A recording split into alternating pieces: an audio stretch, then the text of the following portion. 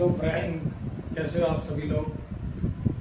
तो आप सभी लोग अच्छा कर रहे होंगे, आप लोगों की स्टडी अच्छी चल रही होगी। ठीक है, तो हम पार्लियामेंट का एक नेक्स्ट चैप्टर शुरू करते हैं। पिछले चैप्टर में हमने देखा था कि हमारा संविधान क्या है, हमारे संविधान को किसने बनाया, क्यों बनाया, क्या पर्पस था। ठीक है, तो आज हम कंटिन्यू करते हैं कि हमारे संविधान की क्या क्या विशेषताएं हैं। ठीक है ना, फीचर्स क्या क्या है हमारे संविधान के।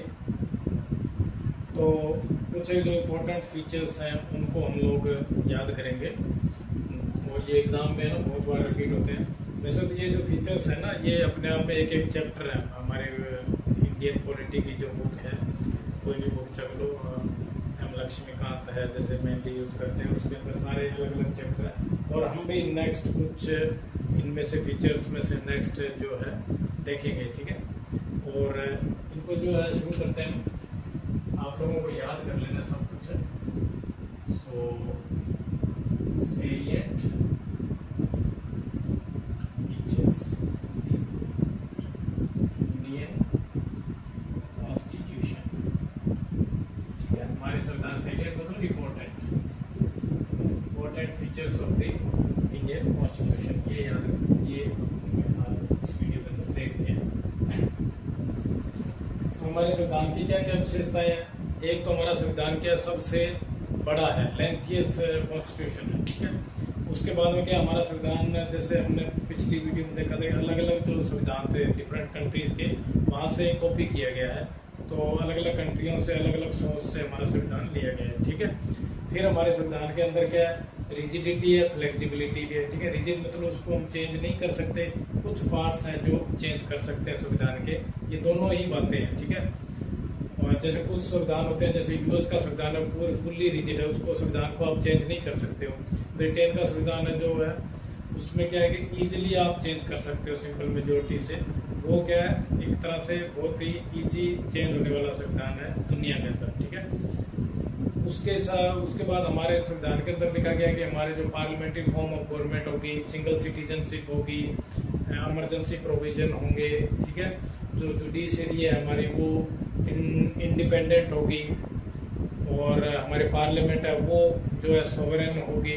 ठीक है, जुडिशरी है जो सुप्रीम होगी, जुडिशरी जो है। ठीक है, हमारी पार्लियामेंट और जो है ना सोवरेन होगी, जुडिशरी सुप्रीम होगी, इंटीग्रेटेड जुडिशरी होगी।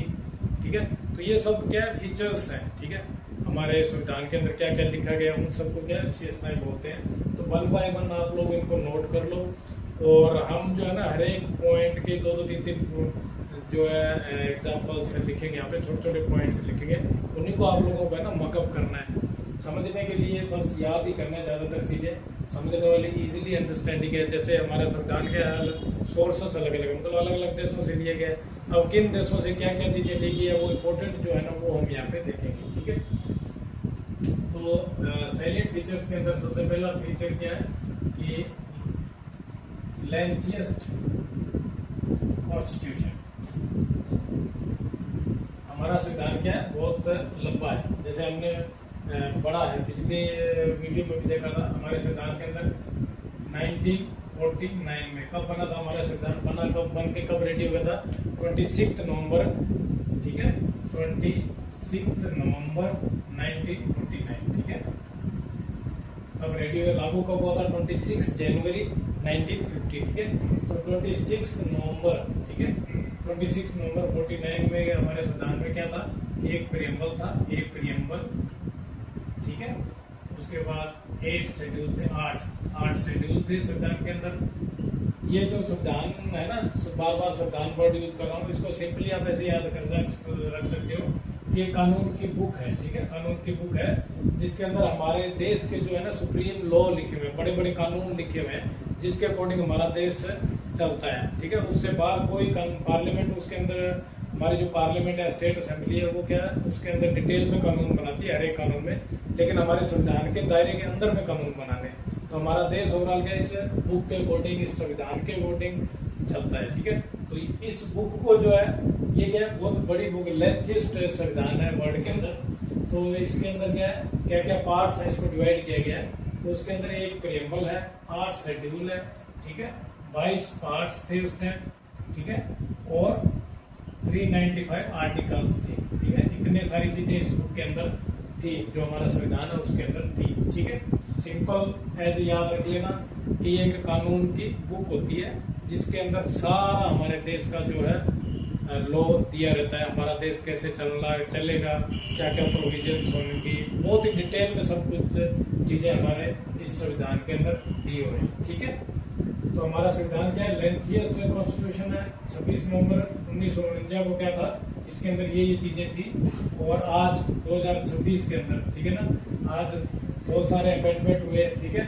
उसके बाद में आज के हमारे संविधान के अंदर एक प्रियम्बल है, एक प्रियम्बल है, 12 शेड्यूल है, ठीक है, 25 पार्ट्स हैं और 48 आर्टिकल्स हैं, ठीक है। ये भी आपको याद रखना है डाटा। अब इसके अंदर क्या हुआ, ये चेंजेस, इतने चेंजेस क्या हुए, 106 अमेंडमेंट हो चुके हैं आज तक, ठीक है। अमेंडमेंट मतलब हमारे संविधान के अंदर 106 बार जो है चेंजेस हो चुके हैं। अमेंडमेंट कैसे होते हैं ये भी हम नेक्स्ट एक चैप्टर में देखेंगे, किस तरीके से होते हैं अमेंडमेंट्स। अमेंडमेंट्स मींस चेंजेस, 106 बार चेंजेस हो गए, ठीक है।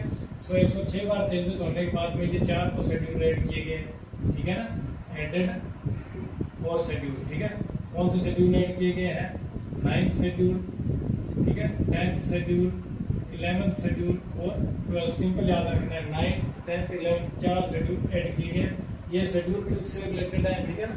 तो हम 12 के 12 शेड्यूल है जो एक नेक्स्ट वीडियो के अंदर देखेंगे कौन सा शेड्यूल किससे रिलेटेड है। यहाँ पे हम डिटेल में नहीं जाएंगे, अदरवाइज क्या कंफ्यूज होता है।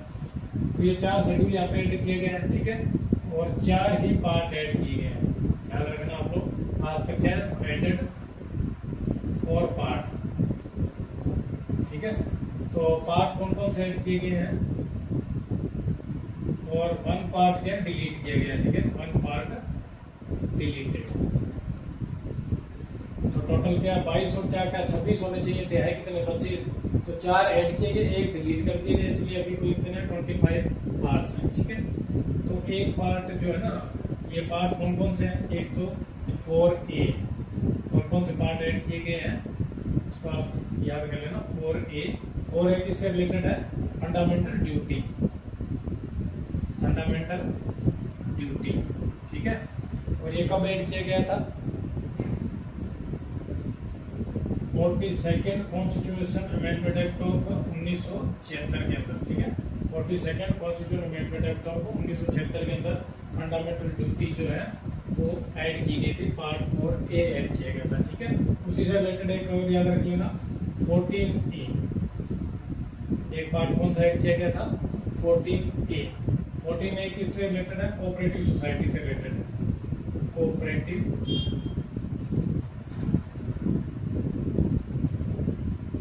सोसाइटी से रिलेटेड है। जस्ट ए मिनट,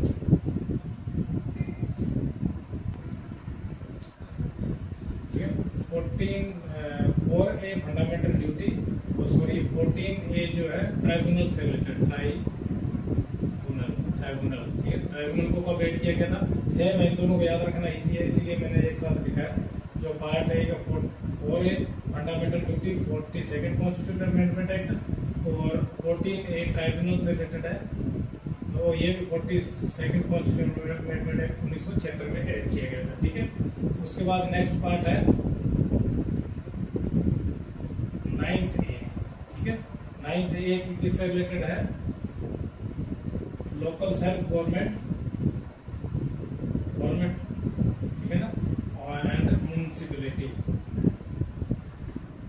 ठीक है। इसको कब ऐड किया गया था, 74th constitution amendment act of 1992, ठीक है। 74th constitution amendment act of 1972 local self government and municipality को 9A पार्ट के अंदर रखा गया, ठीक है। उसके बाद आ गया एक पार्ट 9B, ठीक है। यहाँ पे कोऑपरेटिव सोसाइटी है, ठीक है, पहले मैंने गलती से लिख दिया था, यहाँ पे कोऑपरेटिव सोसाइटी का जो है ऐड किया गया है। और इनको कब ऐड किया गया था कोऑपरेटिव सोसाइटी को, 97th constitution amendment act, 97th constitution amendment act of 2011 के अंदर, ठीक है।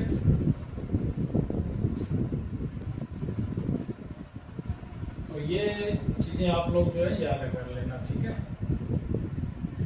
उसके बाद में हम चलते हैं नेक्स्ट जो पॉइंट्स है, एक पॉइंट याद कर लिया है, ये कर दिया।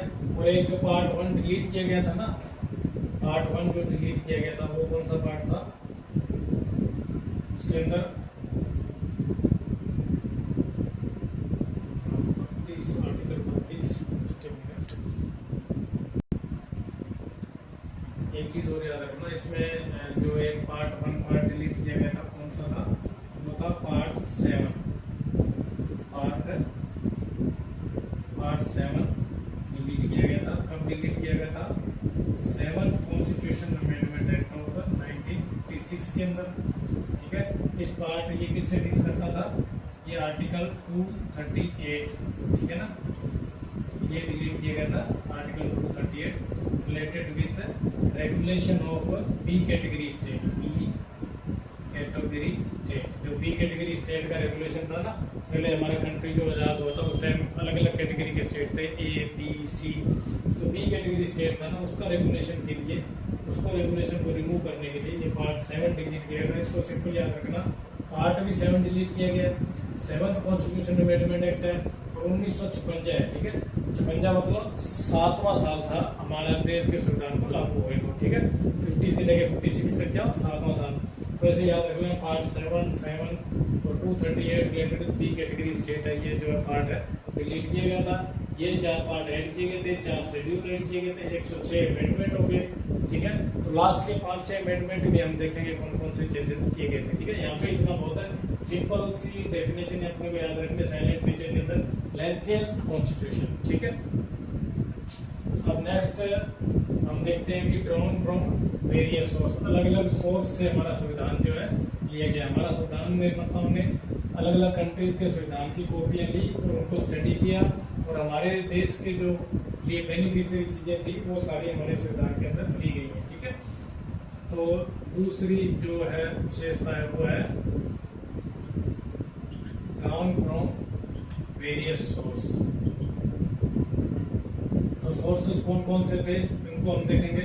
पहला सोर्स था government of India act, government of India act 1935, ठीक है। 1935 का जो एक्ट था ना, अंग्रेजों ने लगाया था, ज्यादातर चीजें हमारे संविधान के अंदर गवर्नमेंट ऑफ इंडिया एक्ट 1935 से लिया गया था, ठीक है। तो इसके अंदर हमारे संविधान का जो स्ट्रक्चरल पार्ट है ना, मेन जो पार्ट है स्ट्रक्चरल पार्ट, ठीक है ना, स्ट्रक्चरल पार्ट जो है यहाँ से लिया गया था, ठीक है। उसके बाद जो है हमारा फेडरल स्ट्रक्चर है, फेडरल स्ट्रक्चर है वो यहाँ से लिया। फेडरल स्ट्रक्चर का मतलब होता है, एक तो यूनिटरी गवर्नमेंट होती है जैसे चाइना की है, एक ही गवर्नमेंट होती है सेंट्रल गवर्नमेंट। फेडरल के अंदर क्या होती है, सेंट्रल गवर्नमेंट होती है, स्टेट गवर्नमेंट होती है, म्यूनिसिपैलिटी या पंचायत होती है, जिनके अलग अलग सब्जेक्ट्स हैं, अलग अलग पावर्स हैं। वो अपने स्टेट के अंदर इंडिपेंडेंटली काम कर सकती है, सेंट्रल अलग काम कर सकती है, पंचायत अलग काम कर सकती है। तो ऐसे पावर को डिवाइड किया गया, उसको क्या बोलते हैं, फेडरल स्ट्रक्चर बोलते हैं। तो हमारे फेडरल स्ट्रक्चर है ये लिए गए, याद रखना आपको कि स्ट्रक्चरल पार्ट, फेडरल स्ट्रक्चर, ठीक है। उसके बाद गवर्नर, हमारे गवर्नर का ऑफिस है वहां से लिया गया है, और जुडिशरी एंड इमरजेंसी प्रोविजन है। ये 5 चीजें आप याद रख लेना, स्ट्रक्चरल पार्ट, फेडरल स्ट्रक्चर और गवर्नर, जुडिशरी, इमरजेंसी, ये एक जैसी टर्मिनोलॉजी याद रखना। ये हमारे क्या है, गवर्नमेंट ऑफ इंडिया एक्ट 1935 से ली गई है, ठीक है। इसको आप याद कर लोगे तो ये कई बार मैच दी फॉलोइंग या फिर क्वेश्चन डायरेक्टली आ जाता है कि हम गवर्नमेंट ऑफ इंडिया एक्ट से कौन सी ली गई थी, ठीक है। दूसरा है हमने यूएस कॉन्स्टिट्यूशन से क्या लिया है, यूएस कॉन्स्टिट्यूशन से क्या लिया है, फंडामेंटल ड्यूटी,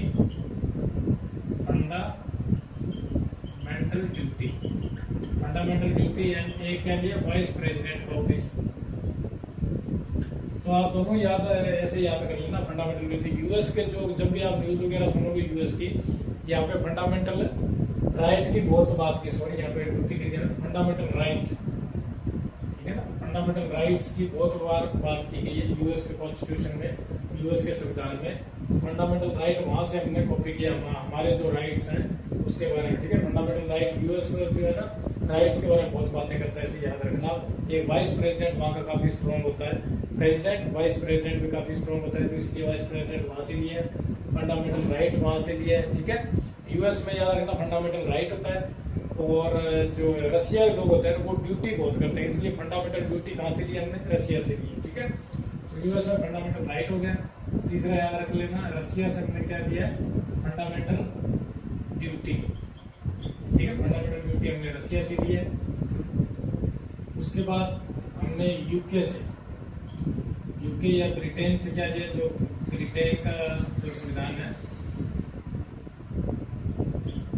ब्रिटेन के संविधान से क्या लिया हमने, parliamentary form, parliamentary form of government जो है ना, एंड दूसरा क्या लिया, पार्लियामेंट्री फॉर्म हो गया, एक कैबिनेट सिस्टम, कैबिनेट मंत्री वगैरह होते हैं, ये हमने वहां से लिया, याद रखना। यूके ब्रिटिश से, गवर्नमेंट ऑफ इंडिया एक्ट से ये लिया था, यूके ब्रिटिश से पार्लियामेंट, यूके की जो पार्लियामेंट है ना वो बहुत ही स्ट्रॉन्ग पार्लियामेंट है। अगेन पार्लियामेंट के बारे में ज्यादा बात वहाँ पे होती है, इसलिए पार्लियामेंट्री फॉर्म ऑफ गवर्नमेंट वहां से लिया। कैबिनेट सिस्टम, पार्लियामेंट से रिलेटेड कैबिनेट है, कैबिनेट गवर्नमेंट होती है, वो वहां से हमने यहाँ से कॉपी की है। ठीक है, उसके बाद इरिश कॉन्स्टिट्यूशन, ये अलग से याद रखना, इरिश कॉन्स्टिट्यूशन, इरिश का जो कॉन्स्टिट्यूशन है वहां से हमने लिए डीपीएसपी। एक मिनट में स्केच चेंज करता हूँ।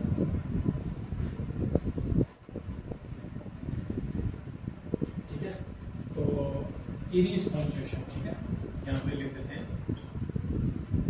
Irish constitution. ठीक है ना, इरिश का संविधान है, वहां से किया गया था डीपीएसपी। ठीक है, directive principle of state policy. ठीक है, directive principle of state policy, जो स्टेट की पॉलिसीज बनाएंगे, ठीक है ना, उसके लिए यहाँ पे क्या थी, संविधान के अंदर डायरेक्शन दी हुई है हमारे संविधान के अंदर, कि आप जब भी स्टेट गवर्नमेंट या सेंट्रल गवर्नमेंट कोई पॉलिसी बनाएगी तो ये जो संविधान के अंदर दिए गए प्रिंसिपल उनको फॉलो करना है। ठीक है ना, तो हमारे देश का जो, हमारा देश ऐसा होना चाहिए, कानून के अंदर ये चीजें ऐड करो।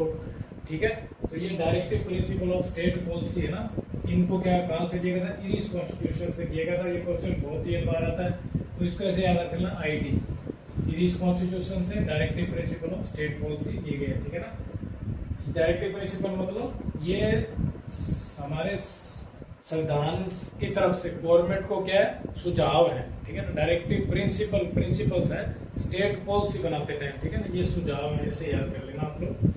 इरिश कॉन्स्टिट्यूशन हो गया। उसके बाद जर्मनी का जो संविधान है, जर्मनी या वेमार कॉन्स्टिट्यूशन। ठीक है, जर्मनी का जो कॉन्स्टिट्यूशन है उसको वेमार कॉन्स्टिट्यूशन बोलते हैं।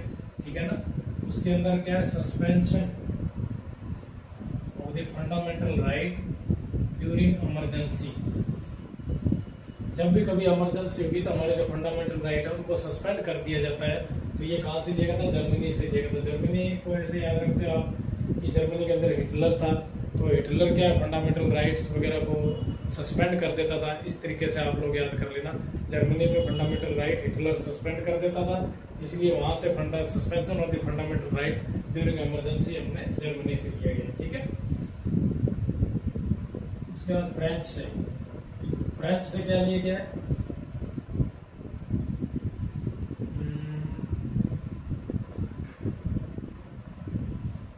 Fraternity, equality, fraternity and equality, sorry not equality, French से तीन वर्ड जो है लिए गए, लिबर्टी। ठीक है, एक जैसे वर्ड है, लिबर्टी, इक्वालिटी एंड फ्रेटर्निटी, ये तीन वर्ड याद रखना। ये प्रियम्बल के अंदर ऐड किए गए थे। ठीक है, एडेड इन प्रियम्बल। हमारे देश का जो प्रियम्बल है ना, हमारे संविधान के अंदर जो फर्स्ट पेज है, उदाहरणा है, जो सार कह सकते हैं, उसके अंदर ये तीन वर्ड ऐड किए गए हैं, liberty, equality and fraternity. Liberty का मतलब होता है लिबर्टी हमें बोलने की आजादी हो। ठीक है, इक्वालिटी मतलब सब इक्वल हो, फ्रेटर्निटी मतलब सारे जो हैं लोग कुछ भी अपना काम करने के लिए, फ्रेटर्निटी है इजीली कर सकते हैं, रह सकते हैं। ठीक है, ये तीनों एक जैसे से वर्ड है, liberty, equality, fraternity, added in preamble. ठीक है, इसको किसी को ज्यादा मीनिंग्स चाहिए, एग्जैक्ट मीनिंग चाहिए तो वो गूगल करके भी इसको सर्च कर सकते हैं। एज ऑफ नो यहाँ पे याद रख लेना, आप रख लेना, लिबर्टी, इक्वालिटी एंड फ्रेटर्निटी तीन वर्ड है जो फ्रेंच से दिए गए, ठीक है। ठीक है, मीनिंग आप डिटेल में वहां से दे सकते हो, लिबर्टी का क्या मीनिंग है, इक्वलिटी क्या है, फ्रेटर्निटी क्या मतलब है, ठीक है। और 8 नंबर हमने लिया कनाडा का जो संविधान है, जो मेन कंट्री है ना, वहां से कैनेडियन कॉन्स्टिट्यूशन से क्या लिया, स्ट्रॉन्ग सेंटर। हमारी सेंट्रल गवर्नमेंट है ना, वो स्ट्रॉन्ग होनी चाहिए, तो स्ट्रॉन्ग सेंटर कहाँ से लिए, कैनेडियन संविधान से लिए। तो ये 8 चीजें आप अलग अलग कंट्री से याद रख लेना, इन्हीं से क्वेश्चन जो है बार बार आते हैं कि कौन से कंट्री से क्या क्या लिए गए। 1935 एक्ट है, US, Russia, Britain, English, Germany, French and Canadian government, ठीक है। वहां से उन्हें क्या क्या दिया गया, ये सारी चीजें आप याद रखना, ठीक है। तो ये सेकंड विशेषता होगी drawn from various sources, okay.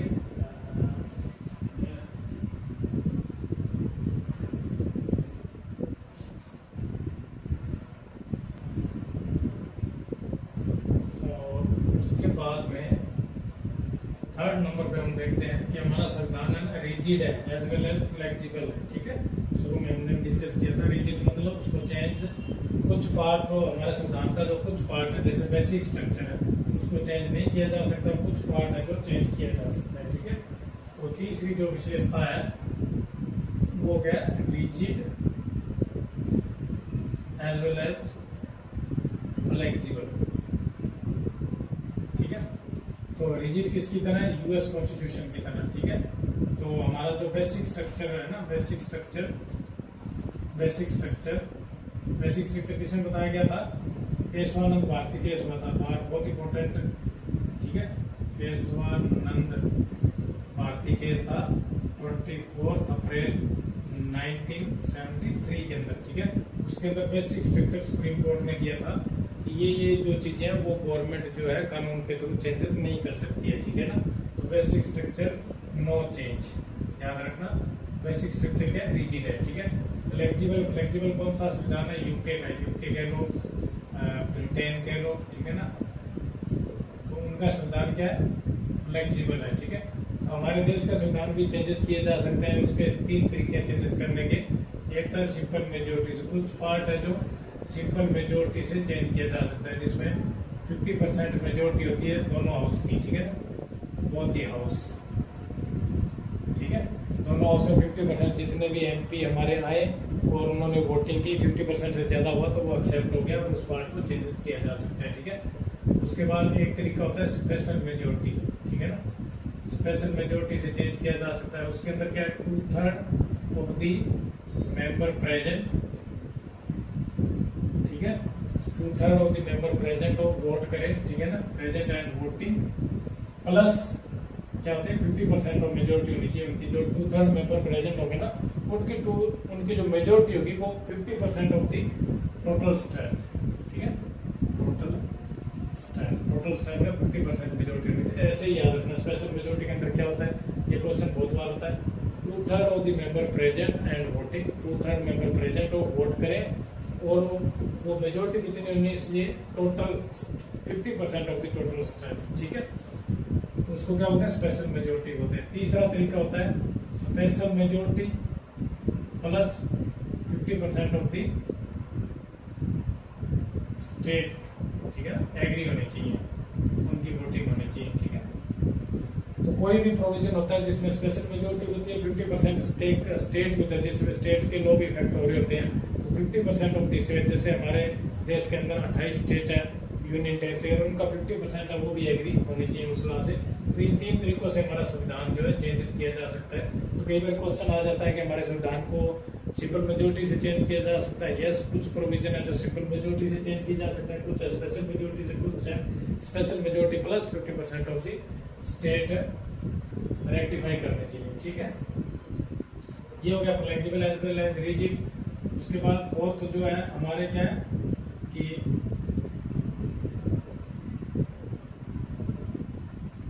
Federal government है, federal government with unitary bias, ठीक है। हमारे देश की जो गवर्नमेंट है ना वो फेडरल है, ठीक है ना। कुछ पावर जो है सेंटर को है, कुछ पावर स्टेट को है, पर स्ट्रॉन्ग सेंटर है। बायस मतलब सेंटर की तरफ है, स्ट्रॉन्ग है, ठीक है। जैसे जुडिशरी है, ये सब जुडिशरी है। जुडिशरी क्या होती है कि सेंटर की है ज्यादातर, ठीक है। जुडिशरी है, आईएएस है, आईएएस आईपीएस, ये सब क्या है सेंटर की सर्विसेज है। तो ये सेंटर को ज्यादा स्ट्रॉन्ग बनाती है, ठीक है। Centrally bias federal government with judiciary, ठीक है ना। दूसरे parliamentary form of the government, हमारे क्या parliamentary form of the government है, ठीक है। इसके अंदर क्या है ना कि कैबिनेट सिस्टम है ना, कैबिनेट हमने क्या कहाँ से लिया, parliamentary form of the government cabinet कहाँ से लिया है, यूके से। कैबिनेट सॉरी एग्जीक्यूटिव, कैबिनेट को क्या बोलते हैं एग्जीक्यूटिव। जो हमारे मंत्री होते हैं ना, executive is responsible to legislature, जो हमारे कानून बनाते हैं। एग्जीक्यूटिव का मतलब होता है मंत्री, रिस्पॉन्सिबल टू लेजिस्लेचर, जो हमारे एमपीज हैं, जो एमपीज हैं, मंत्री है जो एमपी के लिए रिस्पॉन्सिबल होते हैं, उनको जवाबदेह होते हैं। कोई भी एमपी है जो क्वेश्चन कर सकता है तो उसको वो जो है मंत्री है रिस्पॉन्सिबल होता है कि जवाब दे, ठीक है। अदरवाइज क्या होता है मंत्रियों को हटा दिया जाता है, वो उनका प्रोविजन होता है वोटिंग वगैरह करके, ठीक है। मंत्री, प्राइम मिनिस्टर, कैबिनेट पूरी को हटाया जा सकता है। इसीलिए एग्जीक्यूटिव जो प्राइम मिनिस्टर लीड करता है, एग्जीक्यूटिव मंत्रिमंडल होता है, वो पूरी पार्लियामेंट के लिए जवाबदेह होती है, रिस्पॉन्सिबल होती है। ये इसका मतलब होता है पार्लियामेंट्री फॉर्म ऑफ गवर्नमेंट के अंदर executive is responsible to the legislature. ये बहुत बार क्वेश्चन है, ठीक है। उसके बाद पार्लियामेंट्री फॉर्म, उसके बाद है कि पार्लियामेंट्री सोवरेनिटी,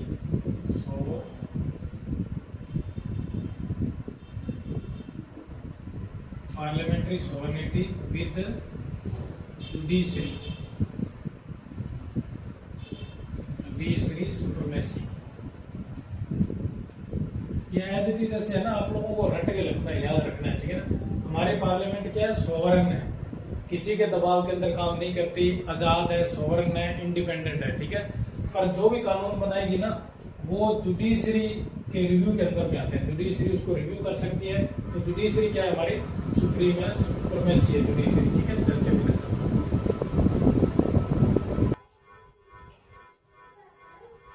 सॉरी लाइट चलेगी। Parliamentary sovereignty, judiciary supremacy. Next जो है हमारे क्या सिंगल सिटीजनशिप है, सॉरी जुडिशरी से रिलेटेड ही नेक्स्ट ये ऐड कर लो आप। हमारी इंटीग्रेटेड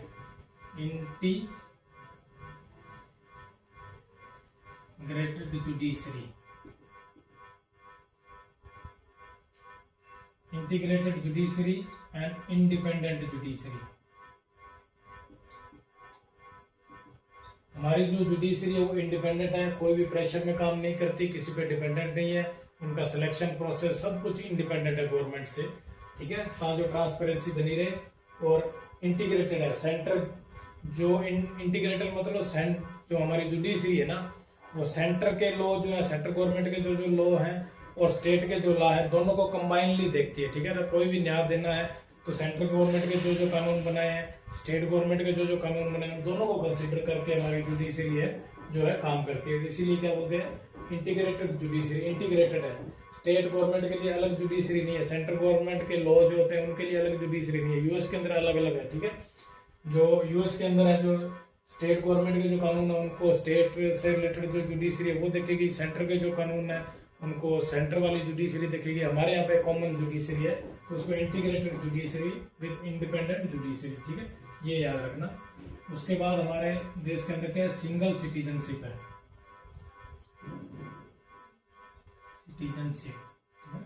सिंगल सिटीजनशिप है, एक ही सिटीजनशिप है, कोई सेंटर की सिटीजनशिप या स्टेट की सिटीजनशिप अलग अलग नहीं है, एक सिंगल सिटीजनशिप है। ये सिंपल पॉइंट है, ठीक है। उसके बाद 9 नंबर आप याद रख लेना, हमारे यहाँ पे यूनिवर्सल अडल्ट फ्रेंचाइजीज है। मतलब यूनिवर्सल अडल्ट फ्रेंचाइजीज का मतलब होता है जो वोटिंग एज है ना, वोटिंग एज 18 ईयर है, ठीक है। 18 ईयर ऑफ वोटिंग एज है। 18 साल का कोई व्यक्ति वोट डाल सकता है, उसको राइट है वोट डालने का। Voting age is 18 year of the age. और ये कब किया गया था, पहले 21 साल होती थी, ठीक है। 18 ईयर कब किया गया था, इसको याद रखना, 61 कॉन्स्टिट्यूशन अमेंडमेंट एक्ट ऑफ 1988 में, ठीक है। 18 का याद रखना, 18 मतलब 88, ठीक है। और 61 मतलब 18 6 थी 18, ऐसे याद रख लेना। 18 ईयर एज कब की, 61 कॉन्स्टिट्यूशन अमेंडमेंट एक्ट 1988 के अंदर की थी। उससे पहले कितनी एज, वोटिंग एज कितनी होती थी, 21 होती थी, ये आपको याद रखना। Universal adult franchises. उसके बाद नेक्स्ट आप याद रखोगे, हमारे देश के अंदर क्या है कि 12 शेड्यूल है हमारे कॉन्स्टिट्यूशन के अंदर। कॉन्स्टिट्यूशन की विशेषता है ना, 12 शेड्यूल है। ये शेड्यूल है, यूनिवर्सल अडल्ट फ्रेंचाइजीज है, सिटीजनशिप है, ये सब क्या अलग अलग एक एक चैप्टर है, वो भी नेक्स्ट हम देखेंगे। 12 शेड्यूल के बारे में हम देखेंगे। तो एज ऑफ नाउ ऐसे याद कर लेना, आप 12 शेड्यूल है, ठीक है। तो ये सब क्या है, हमारे जो कॉन्स्टिट्यूशन है ना, उसके सैलिएंट फीचर्स हैं, ठीक है। जस्ट मिनट में फैन थोड़ा तेज कर दूं, ठीक है। और 10 होगी, 2 चीजें हो रहेगी, 12 चीजें हमें याद रखनी है इसके अंदर। तो एक तो है इमरजेंसी प्रोविजन, ओके, और एक है फॉर्म ऑफ द गवर्नमेंट।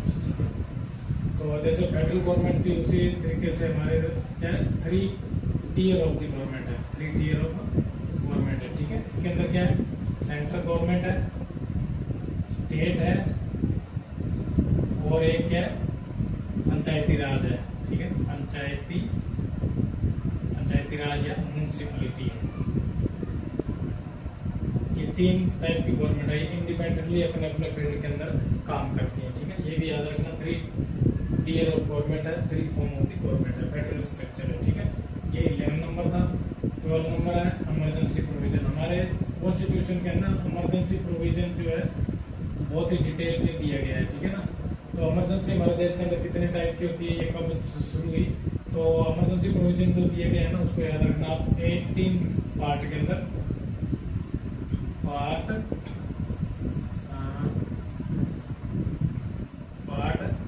8, 10 और 5 15 3, ठीक है। 10 5 15 और 3, 18 पार्ट के अंदर दी गई है, ठीक है। और उसके अंदर आर्टिकल कहाँ से कहाँ है, इमरजेंसी प्रोविजन के अंदर 352 से लेके 360 तक ये आर्टिकल्स हैं इमरजेंसी प्रोविजन से रिलेटेड है। कई बार ये भी क्वेश्चन आ जाता है कौन से आर्टिकल किससे रिलेटेड है। और उसके बाद इमरजेंसी प्रोविजन के अंदर ये आ गया। तो इमरजेंसी कौन कौन सी होती है, एक तो नेशनल इमरजेंसी होती है, नेशनल इमरजेंसी कौन से आर्टिकल के अंदर दी गई, 352 के अंदर, ठीक है। दूसरी होती है स्टेट इमरजेंसी। स्टेट इमरजेंसी क्या बोलते हैं, प्रेसिडेंट रूलिंग बोलते हैं, प्रेसिडेंट रूलिंग। ये कौन से आर्टिकल के अंदर दी गई है, 356 आर्टिकल के अंदर, ठीक है। उसके बाद थर्ड जो है वो है फाइनेंशियल इमरजेंसी। फाइनेंशियल इमरजेंसी कौन से आर्टिकल के अंदर है, 360 अंदर। ये तीनों भी अलग अलग आर्टिकल्स के अंदर आपको याद रखना है कौन से आर्टिकल में कौन सी इमरजेंसी है, ठीक है। ये भी बहुत इंपॉर्टेंट टॉपिक है। इमरजेंसी प्रोविजन किस कौन से पार्ट के अंदर है, 18th पार्ट है, आर्टिकल 352 से 360 है। नेशनल इमरजेंसी 352, स्टेट या प्रेसिडेंट रूल के अंदर 356, और जो है फाइनेंशियल इमरजेंसी के अंदर 360 है, ठीक है। तो इस तरीके से ये 12 पॉइंट्स है ना, सारे आप डिटेल के अंदर रट लोगे। और इसके लिए आप है ना एक स्टैंडर्ड बुक, कोई भी एक स्टैंडर्ड बुक भी आप रेफर कर सकते हो साथ के साथ, या फिर गूगल में भी सर्च करके आप थोड़ा डिटेल में और स्टडी करोगे तो वो ज़्यादा बेटर होता है। तो इनकी हेल्प से क्या आप नोट्स बना सकते हो, ठीक है। यदि कोई करेक्शन हो तो भी आप उसमें से कर सकते हो। कई बार क्या होता है बोलते टाइम या राइटिंग करते टाइम एक आध मिस्टेक भी हो जाती है, लेकिन ज़्यादातर चीज़ें यही है, याद रखोगे आप, ठीक है। Thank you so much.